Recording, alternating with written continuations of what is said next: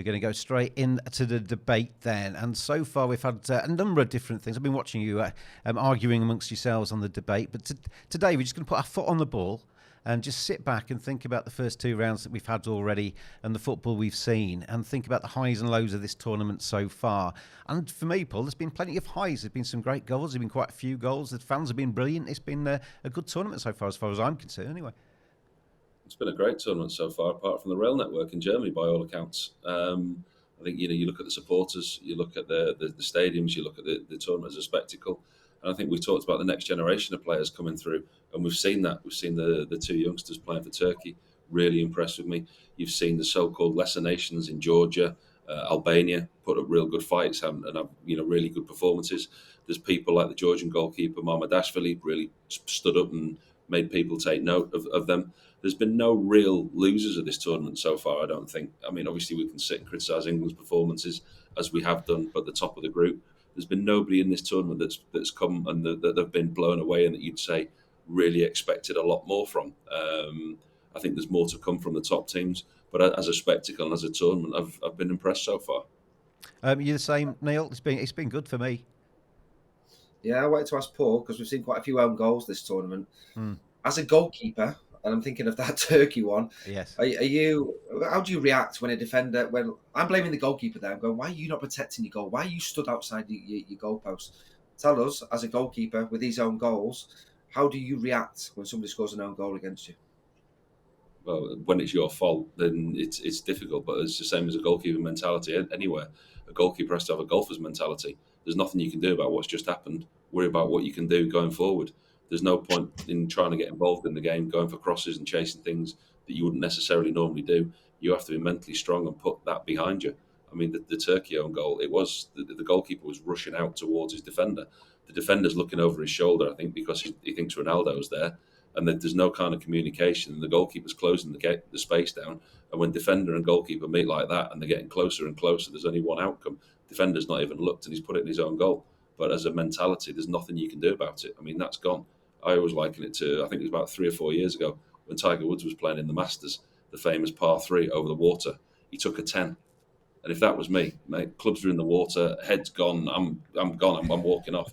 Took a 10 on a par 3. He birdied the next hole. That's the type of mentality that you need to have. How many sets of clubs have you got through in your career then so far in terms of golf, Paul? There's been a few that have been donated to the local rivers and water societies. Neil, we've seen some great goals so far. Obviously, you're a former striker. You like the attacking side of things, and we've seen some really good play, I think, in this tournament. Yeah, but I quite like the scruffy ones, the ugly goals as well. They count just the same. We have seen some absolute screamers. There's no doubt about that. Some cracking goal of the tournament contenders already. Yeah, I mean, I've really enjoyed watching the Euros. I have to say that. I think the fans have made such a difference. You know, we think to COVID a few years ago when we didn't have fans inside the stadium. All the fans from all the nations have made a big difference. They really have helped the games. In terms of the most impressive teams, you look at there's only 3 teams that have won all the games so far: Germany, Spain, and Portugal.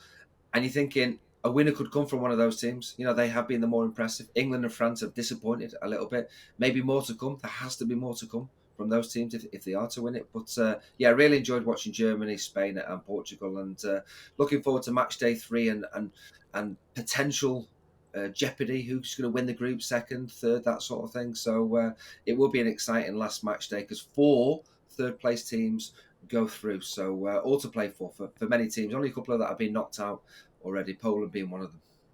24 games across the first 2 rounds, Paul, and we've only seen 1-0 so far in this tournament, which has been quite good, hasn't it? Yeah, I blame the goalkeepers.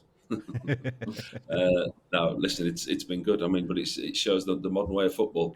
I think that a lot now, we talk about the Premier League and you look at our league and you say about the high press, and the game is about scoring goals. And the way that managers play now, a lot of managers set up to go and win football matches, whereas in the past teams have been a lot more pragmatic. And you look at the Italians, for example, over the years, they would set up, first of all, to keep a clean sheet. Whereas now you look at managers, the first thought is to win a game, how we win a game and how we are going to score. Yeah, it's been really good so far. I've been loving it. And let's finish then this debate with some predictions. Top goal scorer of the tournament. Not many have taken. Well, nobody's taken it by the scruff of the neck just yet.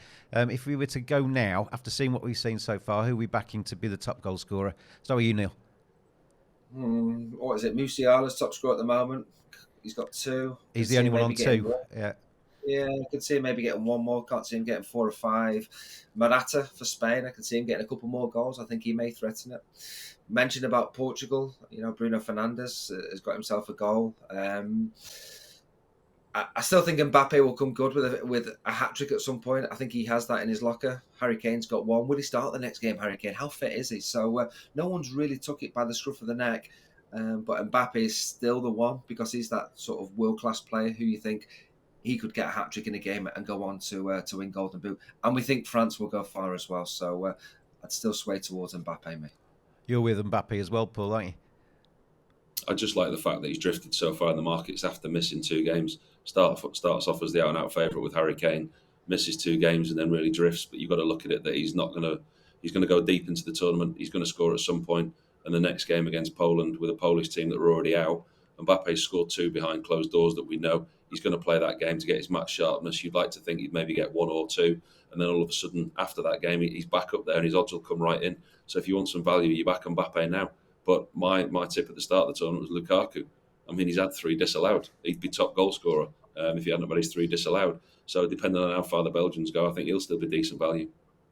Let's finish then with our tip for the title winners. From what we've seen so far, who lifts the trophy come the end of Euro 2024? Paul Robinson. Can't deviate. I mean, if you've got a prediction from the start and your team's still there, you've got to stick with it. So I'm going with the Allez le Bleu, blue and white of France.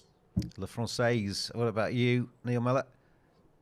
Yeah, well, France will want to win the group to avoid playing Portugal in the quarterfinals. I said Portugal all along. I think they've got goals in them and they've been tight defensively. So not going to stray from that. Portugal-France final. Portugal to come out on top. But Germany just dark horses. I think they have maybe surprised me a little bit.